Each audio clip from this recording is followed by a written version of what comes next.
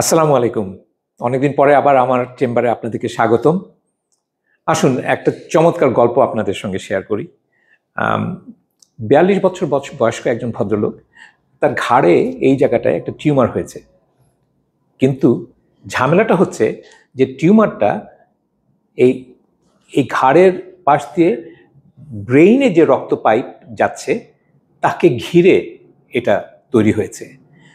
তো গত ৮ বছর ধরে বাংলাদেশ সহ তিনি বিভিন্ন দেশে গেছেন, কেউ আর তাকে অপারেশন করতে চায়নি।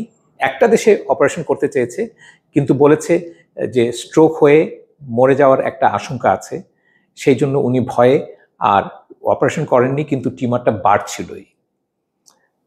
শেষে ঘুরে ফিরে অনেককে দেখানোর মতো করে আমার কাছেও এসে হাজির হয়েছেন, আমরা দেখেছি এবং বলেছি যে আমরা অপারেশন করে দিতে পারবো। আসুন দেখাই। এইটা হচ্ছে সেই টিউমারটা। এই যে সাদা অংশটা দেখছেন, একটা জলপাইয়ের মতো। এটা জলপাই না, একটা অলমোস্ট একটা টেনিস বলের সাইজ। এই পুরা রক্তের এই যে টিউমারটা এখানে বড় হয়েছে, তা ব্রেইনের মধ্যে যে রক্ত নিয়ে যায় যেই পাইপটা, তাকে ঘিরে জন্ম হয়েছে। আসুন আরো একটু দেখাই। এই হচ্ছে টিউমার, এই যে টিউমারটা, আর এই রক্তনালীটা মস্তিষ্কে বা ব্রেইনে রক্ত নিয়ে যাচ্ছে। তো গতকালকে আমরা যেটা করেছি, আমরা প্রায় 5 ঘন্টা ধরে ওনাকে অপারেশন করেছি এবং অত্যন্ত আনন্দের সঙ্গে বলতে চাই যে আমরা খুব সুন্দরভাবে সাকসেসফুলি এই অপারেশনটা শেষ করতে পেরেছি। এবং আজকে উনি উঠে বসেছেন, কথা বলছেন, আল্লাহর হুকুমে ওনার কোনো স্ট্রোক হয়নি, কিছুই হয়নি, খাওয়া দাওয়া করছেন। কিন্তু যেটা খুবই ইন্টারেস্টিং, আমরা যেটা বলতে চাচ্ছি, আসুন আমি দেখাই।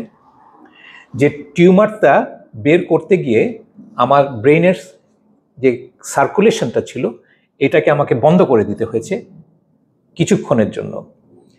করে দিয়ে এইখানে একটা পাইপ ঢুকিয়ে এবং ব্রেইনের রক্তের মধ্যে পাইপ ঢুকিয়ে আমরা যেটাকে বলি শান্ট, এই শান্ট দিয়ে ব্রেনের রক্ত চলাচল করেছে। তখন আমরা এই টিউমারটা আস্তে আস্তে বের করেছি।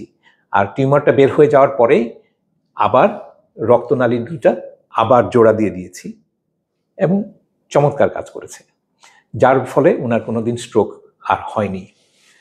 আমরা অত্যন্ত খুশি যে বাংলাদেশে আমরা এই কাজগুলি করতে পারি। এই লেকভিউতেই করেছি এবং উনি আজকে না হলেও আগামীকালকে বাড়ি না চলে যাওয়ার কারণ নেই।